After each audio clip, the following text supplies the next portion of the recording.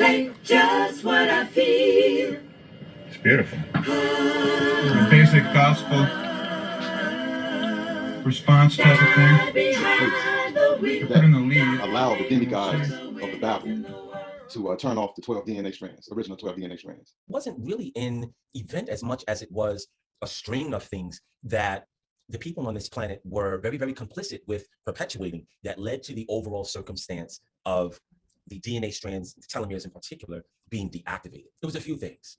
You know, we weren't altogether bullied by the demigods as much as we were unconsciously, but through our own ignorance. I'll just say this. The fall of Atlantis, the attack on Mu and Lemuria, basically set a certain precedence in motion that we would really have to earn our way back. It wasn't just the fall of Atlantis and the consequential repercussions. That ramification went on for thousands of years up until the present. We have to learn how to speak. Speaking is probably the most guttural form of communication. Certain biological functions also that we have to live within and by and in order of was not the case in Atlantean times. The withholding of certain information as a dire need to keep order on your planet was not the mandate in the order of Atlantean times. So the people that were responsible for ultimately causing the fall of Atlantis are still around today, believe it or not. They've been incarnating on the planet ever since. And they're doing the same thing that they've always done. This is their hell. Thank you, Stream Master. Okay, you're welcome. Please share the story of Mahakala and his importance into the spiritual world.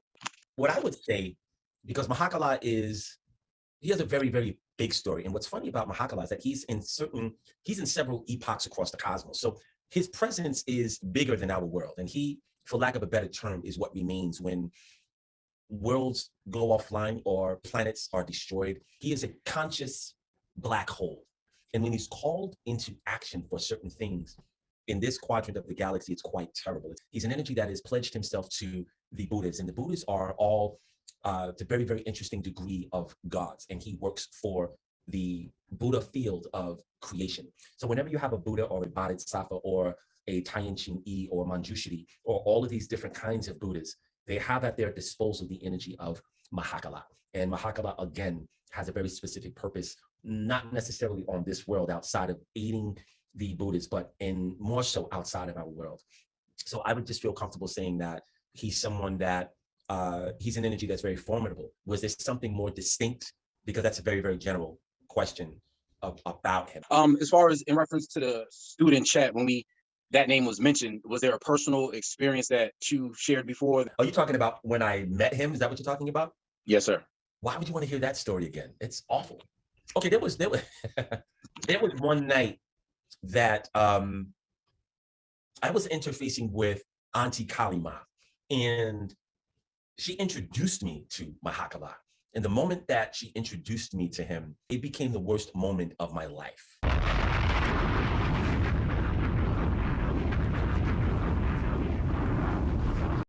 Because my consciousness basically touched his consciousness, right?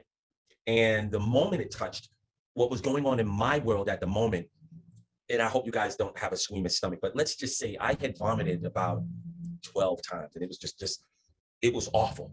And it was so bad that I just, like, the last time I vomited, I couldn't get back on my bed, and I just said, I don't have any energy left.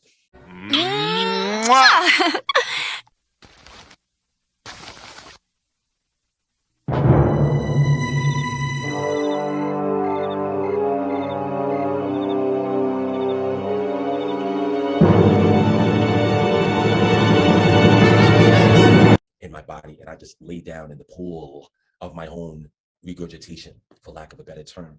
And I don't know how I did it, but hours later, when I started to gain some consciousness, she helped me out of that state. And it took me the better part of 24 hours to get fully recovered from that. And that's the reason why I say he's not an energy that you ever want to have sit on you, to come across, unless there's a very, very specific reason, or if one of the Buddhists bring you to him. The story about Devaputra Sasita, about him facing the lifetimes of living on earth and having a very wretched life. He was someone that was sentenced to 7 lifetimes without eyes. And then another 700 lifetimes incarnating within a disreputable family. And then another 7,000 lifetimes as a roach or in series of insects.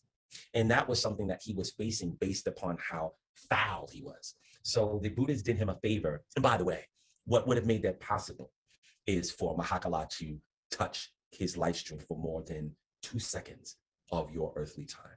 It would have spun his life stream and locked his life stream into 7,777 lifetimes in pure misery. And that's what he was facing. So again, what would bring something like that about? Blaspheming the gods will bring you the conditionality of that result. This is one of the reasons why I point out to people, stop using the names of the gods as your own unless they have given you the keys to unlock the mystery of what that means. Stop tattooing the gods on your body and forcing them to look at all of the silly, wretched things and unilluminated and unevolved things that you are doing. They did not ask for that. And lastly, stop mispronouncing their names. Stop willy-nilly just calling their names, because it's not something that will garner a respect from them, but it will lock you into something like Diva Putra Sastita. And it's not something that you really want to face. There's a lot of trees, rock formations that you will see humans locked into. I've shown in some past seminars what that looks like. You literally will see the body of a woman that is locked into a tree, or a face of someone who has been transposed and locked into a tree. You will see certain people that are permanently placed in mountain ranges. So this is a punishment by the tongue of certain people, again, who had plagiarized and blasphemed the gods. The gods don't do it consciously. It's something that goes to them and bounces back to you and creates a condition of transmutation or transmigration into a certain circumstance that has a very, very heavy penalty. So as a human, being a tree, trees live up, to 500 to 1,000 years, but you will perceive it as human time, literally minute by slow minute, and just weathering the elements with the human consciousness and not being able to move fast enough to ask someone for help or to be able to telegraph or radiate, hey, can you help me with this? It's just something that you'll have to live out as a punishment for 500 or however long or old the tree is. So there's so many things about our conditionality that we need to be taught about so that we don't continue to perpetuate things that are not friendly to our evolution or to the future of our lifetime.